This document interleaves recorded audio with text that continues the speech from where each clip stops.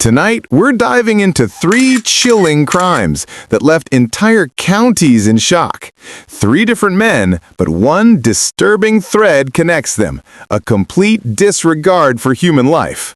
A gas station clerk shot in cold blood, a family wiped out in a senseless spree, and a young girl, just 8 years old, targeted when she should have been safe. These aren't mysteries, they're warning signs about how twisted the human mind can get and how the justice system responds when mercy is no longer an option. Welcome to Death Row Diaries, and trust me, you'll want to watch this one to the very end.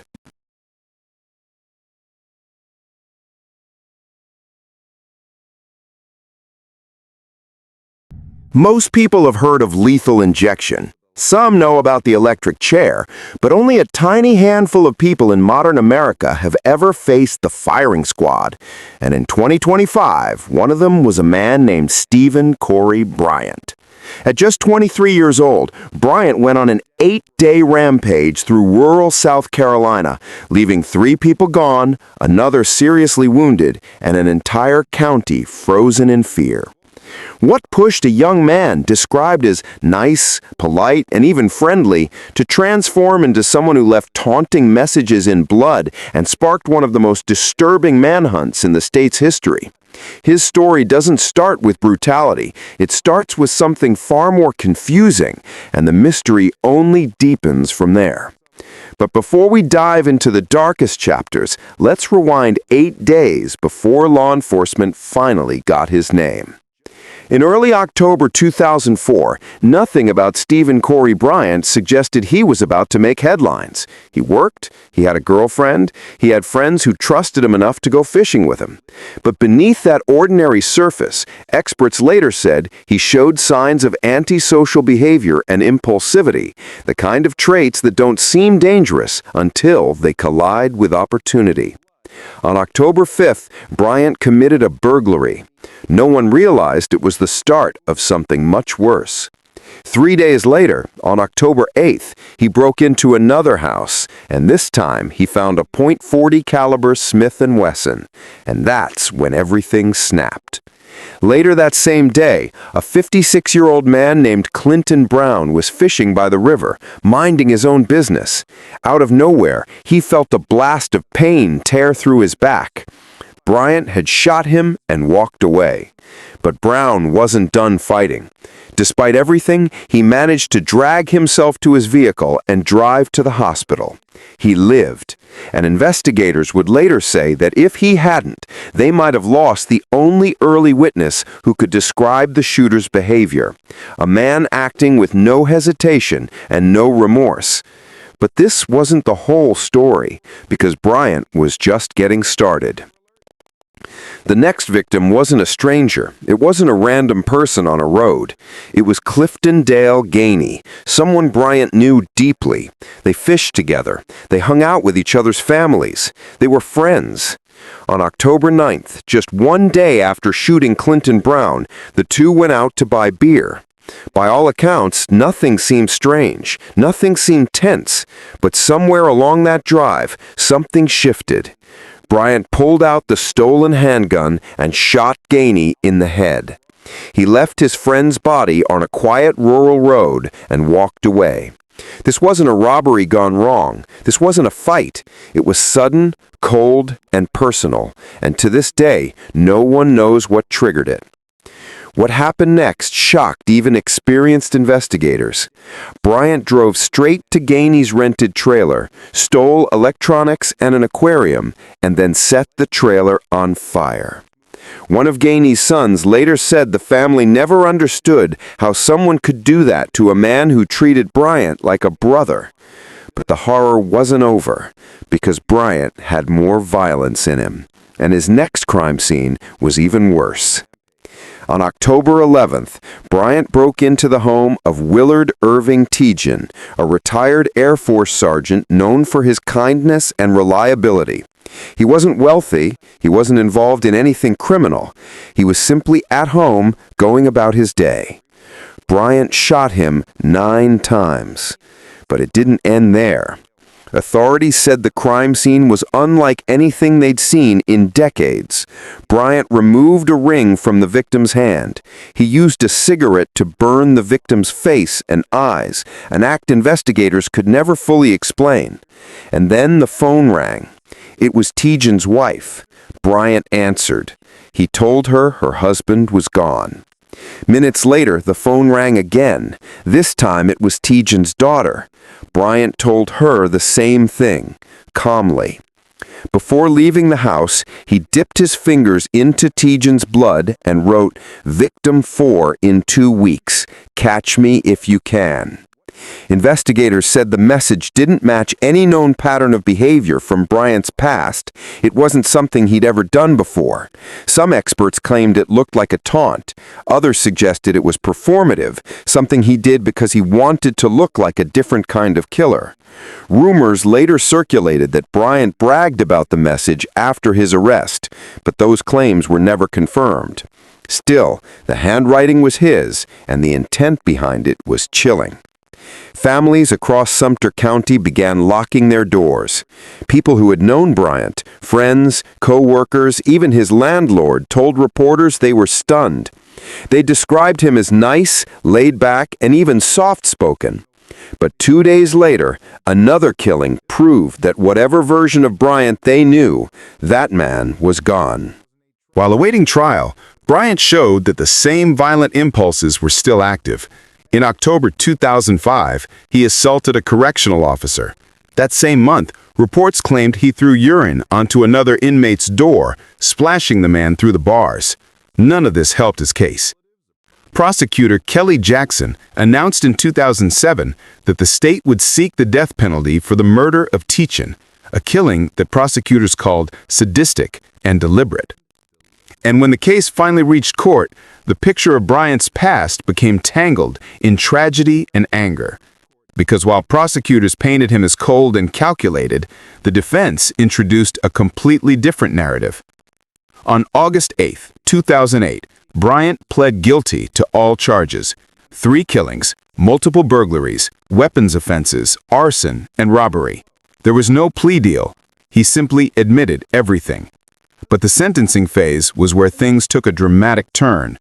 His lawyers argued that Bryant's entire life had been shaped by trauma, specifically childhood sexual abuse that he said haunted him into adulthood. They also pointed to years of drug use that allegedly caused brain damage, impairing his judgment. According to them, Bryant wasn't born evil. He was someone trying to numb pain he never processed. They said the killings were carried out during a period of emotional collapse fueled by addiction, trauma, and untreated psychological damage. But prosecutors countered all of this. They argued Bryant's actions were intentional, cruel, and methodical, especially the torture of Tejan and the phone calls to the victim's family.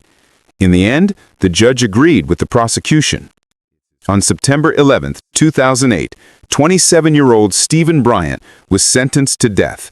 He also received 2 life sentences for the other killings. But Bryant wasn't done fighting, not even close. Bryant was sent to Broad River Correctional Institution, where he spent 17 years on death row. During that time, he was disciplined twice, once for fighting, once for possessing a weapon. His appeals were long, complex, and filled with medical claims. He argued he suffered from intellectual limitations and fetal alcohol spectrum disorder, caused by his mother's reported alcoholism during pregnancy.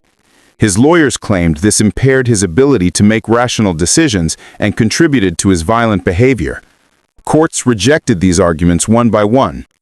2011, South Carolina Supreme Court rejects his direct appeal. 2025, the 4th U.S. Circuit Court rejects his final federal appeal. October 2025, the U.S. Supreme Court rejects his last hope. And that's when the countdown began. On October 17, 2025, the state signed Bryant's death warrant and set his execution date for November 14, 2025. South Carolina allows condemned inmates to choose between firing squad, electric chair, or lethal injection. If you don't pick, the electric chair is automatic. Bryant was given a deadline, October 31. His lawyers tried to delay the warrant, arguing that a federal government shutdown had slowed their work. The court didn't accept it. So on Halloween, the deadline day, Bryant made his choice. He chose the firing squad. He became the third person in modern South Carolina history to do so. And even with the date set, one final legal storm was brewing. On November 6th, Bryant's lawyers filed one last appeal. They argued he was a product of prenatal drug and alcohol exposure, and that this brain damage made him less responsible for his actions. Prosecutors shot back hard, saying Bryant had been methodical, cunning, and took pleasure in a deadly rampage, especially in the way he desecrated Teachin's body. On November 10th, the appeal was denied. His very last option was clemency from Governor Henry McMaster, something no condemned inmate had ever received in modern South Carolina. Minutes before the execution, the governor rejected the request. That afternoon, Bryant was given his last meal: spicy mixed seafood stir-fry, fried fish over rice, egg rolls, stuffed shrimp, 2 candy bars, and German chocolate cake. He made no final statement. At 6:05 p.m., November 14, 2025, Stephen Corey Bryant was executed by firing squad at Broad River Correctional Institution. He was 44 years old. And with that, an 8-day rampage that began in 2004 finally reached its end more than 20 decades later. Looking back, the story of Stephen Corey Bryant raises a question people still argue about today. Was he a man shaped by trauma, who spiraled out of control?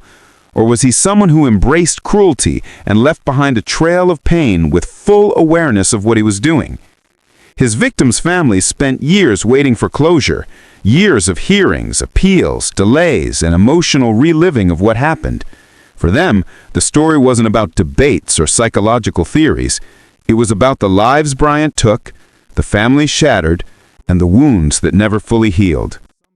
And while the firing squad execution drew national attention, the deeper tragedy is what happened before it: the lives cut short and the families left behind.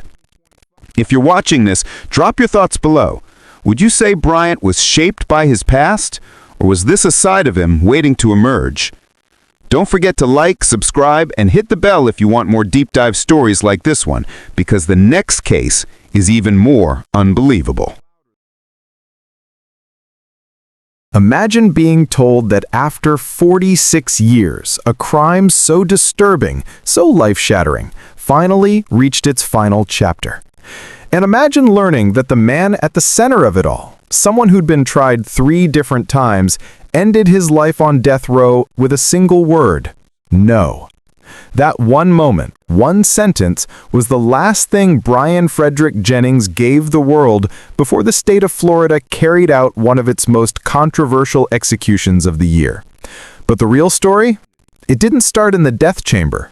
It started in a quiet house on Merritt Island in the early morning darkness of 1979 with a sleeping 6-year-old girl who never woke up again.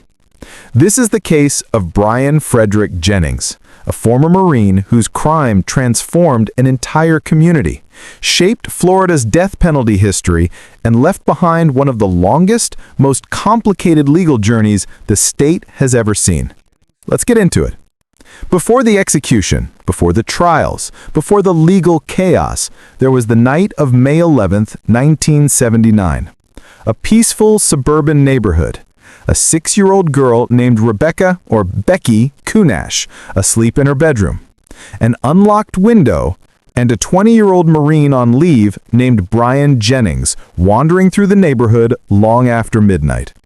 Rumors and reports from the time say Jennings had been staying with relatives just a short walk away. What happened next is still considered one of the most chilling moments in Brevard County history.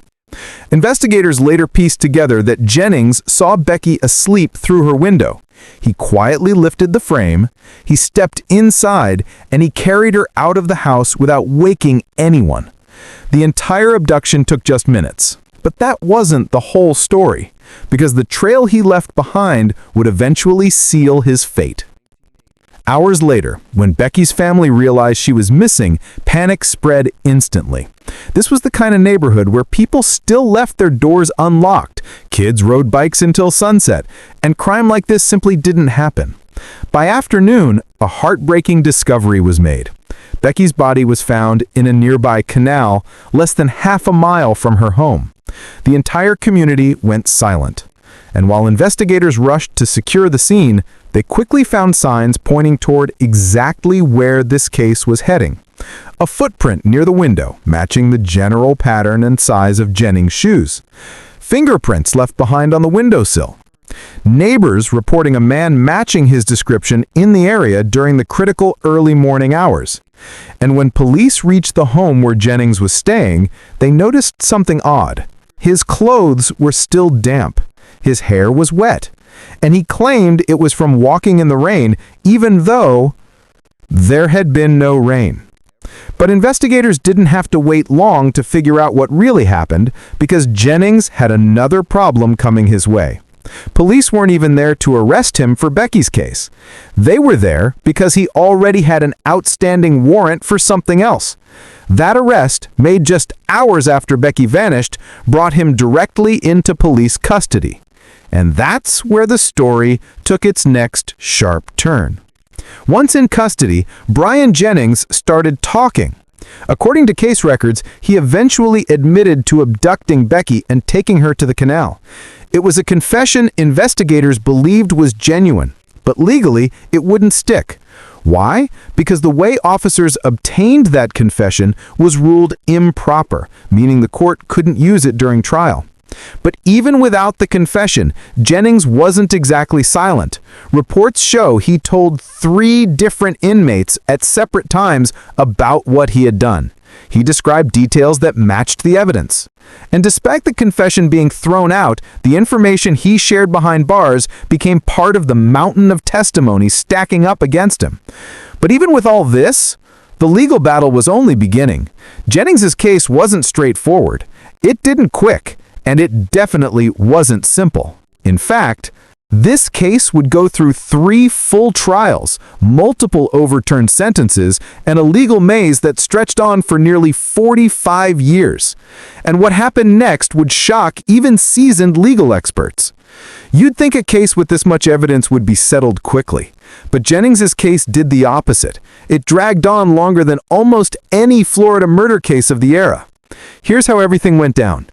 Trial number 1, early 1980s. He was convicted and sentenced to death, but an appeals court reversed the conviction over procedural issues. Trial number 2, mid-1980s. He was convicted again and given another death sentence, and again overturned. The courts ruled certain aspects of the proceedings improperly handled. Each time, Jennings's legal team found something to push the case back into the system. Trial number 3, 1986. This time, the conviction stuck. He was sentenced to death for first-degree murder, felony murder, kidnapping, sexual battery, and burglary. This final sentence became the one that kept him on death row for nearly 40 years. But even after that, the case didn't stop moving. Jennings filed appeals for decades, claiming issues with representation, due process, and violations during earlier phases of the investigation. Organizations opposed to the death penalty petitioned for a delay, pointing out that Jennings went months without legal counsel right before his execution warrant was signed. But the state pushed forward. And in 2025, after all the appeals were exhausted, the governor's signature sealed Jennings' fate. His execution date was set for November 13, 2025. What many people didn't realize, though, was that this execution wasn't just about one case. It was part of something much bigger happening in Florida at the time. In 2025, Florida wasn't just carrying out executions, it was breaking records. Governor Ron DeSantis had signed off on more death warrants in a single year than any Florida governor since the death penalty was reinstated in 1976. By the time Jennings' execution approached, he was set to become the 16th execution of the year. If the 2 executions scheduled after his went forward, Florida would hit 18 executions in one year, an unprecedented number. Supporters argue this was about justice delayed is justice denied. They believe these cases had stagnated for decades and needed closure. Opponents argue the system was too rushed, too aggressive, and didn't give inmates enough time to pursue appeals. Jennings was caught right in the middle of this debate. His case became a symbol, a battle cry for both sides of the death penalty argument. But once the warrant was set, there was no turning back. Jennings was moved into the death watch cell, the tiny single-cell unit steps away from the execution chamber. He was monitored around the clock. He was asked to choose the last meal, and the countdown began. And on the day of his execution, something unexpected happened, just not to him. November 13th, 2025, Thursday evening. It should have been the second execution in the United States that day. But just hours earlier, Oklahoma Governor Kevin Stitt granted clemency to another man, Tremaine Wood, who was scheduled to die the same night. Jennings, however, received no such break. At 6:20 p.m., he was strapped onto the gurney inside Florida State Prison in Stark. Witnesses, including journalists, prison staff, and state officials, took their seats behind the glass. When asked if he wanted to give a final statement, Jennings responded with a simple no. No apology, no explanation, no final message. Nothing. His last meal had been a cheeseburger, French fries, a soda. The three-drug lethal injection began at 6:15 p.m. By 6:20, the prison spokesperson confirmed Bryan Frederick Jennings was pronounced dead. There were no reported complications, no interruptions, no final words from the victim's family. Just the end of a case that had haunted Florida for decades. But as straightforward as the execution sounded on paper, the aftermath raised questions that still stir debate today. Even after Jennings' execution, the case continues to ignite conversations. Some people argue justice was finally served after 46 years. Others say the state waited too long, that the purpose of a sentence is diluted when carried out almost half a century later. And advocacy groups insist Jennings' execution should have been halted due to the gaps in his legal representation leading up to the warrant. But one thing is certain. The victim's family lived with this tragedy for more than 40 years. Governor DeSantis often referenced cases like this in defending his stance, saying families carry a weight for decades, and that executions like Jennings are meant to bring some form of closure. Whether closure was truly possible, only the family knows. But the case of Bryan Frederick Jennings stands today as one of the most controversial, deeply discussed death penalty cases in modern Florida history. Jennings lived longer on death row than his victim ever had the chance to live. He went through trials, appeals, overturned sentences, legal chaos, failed petitions, and finally execution. The case leaves behind questions about justice, timing, fairness, and closure, and a reminder that some crimes can haunt a community for generations. And even though Jennings said nothing in his final moments, the silence itself left a louder echo than any last-minute statement ever could. After 37 years on death row, he said nothing. No apology, no anger, no last words. Just silence and the flat line at 6:12 p.m. This wasn't just another execution in Florida. This was execution number 17 of the year, a record-breaking wave ordered by Governor Ron DeSantis, who seems to have made death row his personal to-do list. And the man lying on that table, he wasn't just some random killer. He worked at the same convenience store where he murdered his own manager, a woman who let him into the business, trusted him, and possibly even tried to help him. Today, we're digging into the brutal case of Richard Barry Randolph, a man who claimed he didn't kill out of hatred, but out of a lifetime of pain, drug addiction, and rage he couldn't control. But here's the real question. Was justice finally served, or did the system create the monster it later executed? Let's find out. It was August 15th, 1988. Just another quiet Monday morning in Palatka, Florida. The kind of place where people buy coffee, scratch-offs, and gasoline on their way to work. At the Handyway convenience store, Manager Minnie Ruth McCollum started her day like she always did, checking the register, greeting customers, routine stuff. But routine didn't last long. 3 women approached the store and noticed something strange. The door was locked. A former employee, Richard Randolph, was inside, wearing a work shirt, holding the keys. When asked where Minnie was, he said casually, "Her car broke down. She borrowed mine. I'm going to pick her up." That answer didn't feel right. The women peeked through the window. What they saw sent chills down their spine. The security camera was pulled out and thrown in the trash. Wires were dangling. The counter flipped. Trash can overturned. A scene that looked more like a robbery than a broken-down car. They didn't wait. They called the sheriff's office immediately. A deputy broke the window to enter, and what he found inside would change the entire town forever. Minnie Ruth wasn't gone. She was lying on her back, naked from the waist down, moaning in pain, barely alive, blood pooling beneath her head and neck. Whatever happened inside this store wasn't quick, wasn't clean, wasn't human. And this was only the beginning. Police captured Randolph quickly. He didn't fight. He didn't run. In fact, he confessed in disturbing detail. He said he knew the store's routine. He'd worked there before. So he came armed with a toy gun hidden behind the store. He thought he could open the safe while Minnie was outside pumping gas, but she walked in too soon and saw him. That moment sparked a violent struggle. He dragged her into the back room and started hitting her. He claimed he hit her until she stopped moving. But when she began to move again, he pulled the drawstring from his sweatshirt and strangled her until he thought she was dead. But she wasn't.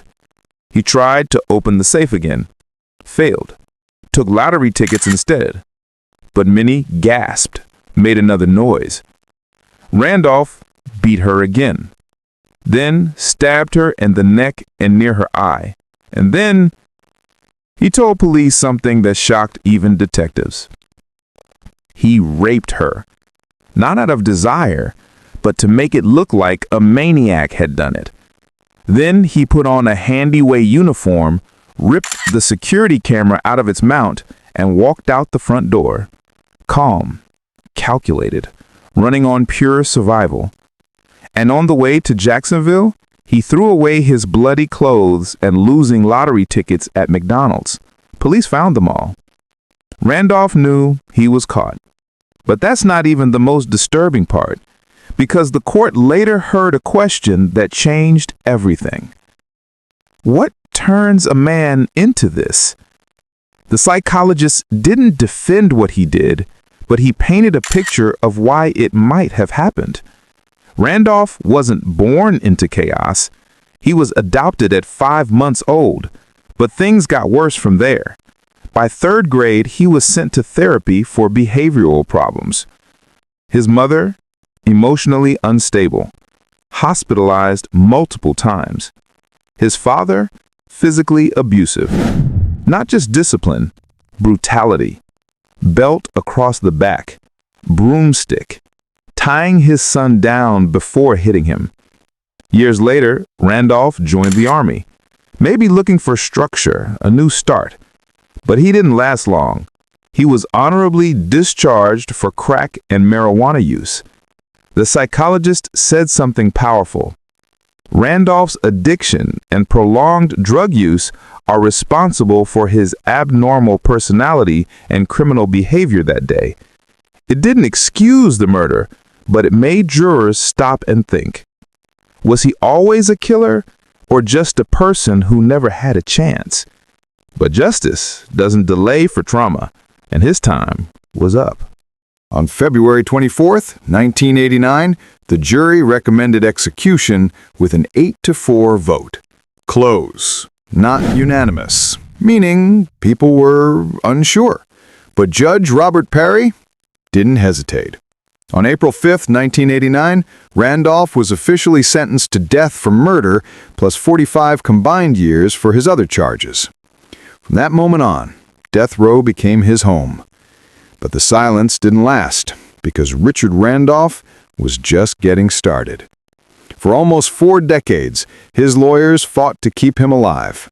Appeal number 1, denied. Appeal number 2, U.S. Supreme Court, denied.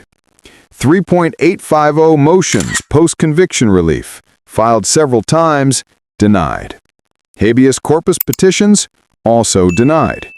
But then came a twist, one that actually shook the system. His original defense lawyer was also a deputy sheriff. Let that sink in. The same system meant to defend him was technically part of the system built to convict him. Randolph had no idea at the time. Florida's Supreme Court reversed one decision because of this conflict of interest. It looked like he finally had a shot at life. But every appeal after that? Rejected. Overruled. Shut down. One by one, every legal door closed, until there was only one door left.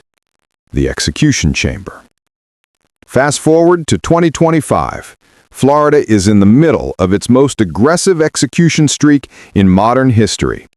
Governor Ron DeSantis was signing death warrants faster than any governor since 1976. And on October 28th, he signed another one. Richard Barry Randolph would die on November 20th at 6 p.m. by lethal injection. He would be execution number 17 of the year. That number alone already beat Florida's all-time record by double. And this wasn't random. This was a message. Florida is not waiting anymore. But when Randolph was told, he didn't beg, he didn't cry, he simply accepted his final date. Florida State Prison, the final hour.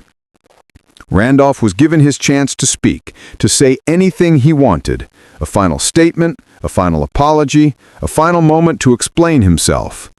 Instead, he stayed completely silent. He looked at no one. And at 6:12 p.m., he was pronounced dead. No last words, no closure. Just a mystery left to us. Was it guilt? Was it defiance? Or was silence the only control he had left? Richard Barry Randolph spent nearly 40 years on death row. A killer, a drug addict, a victim of abuse, or maybe all three at once. But now his case leaves us with a question that nobody on either side seems able to answer. If a childhood can destroy someone, how early should help begin? Because if it doesn't, how many more people will end up like him? Or worse, how many more victims like Minnie Ruth will suffer because of it? Let me know what you think. Was justice served? Or did the state execute a man it helped create? If you want more real death row stories, not just the crime, but the mindset behind it, hit subscribe because we've got more coming this week. You won't believe who's next. This is Death Row Diaries, and I'll see you in the next one.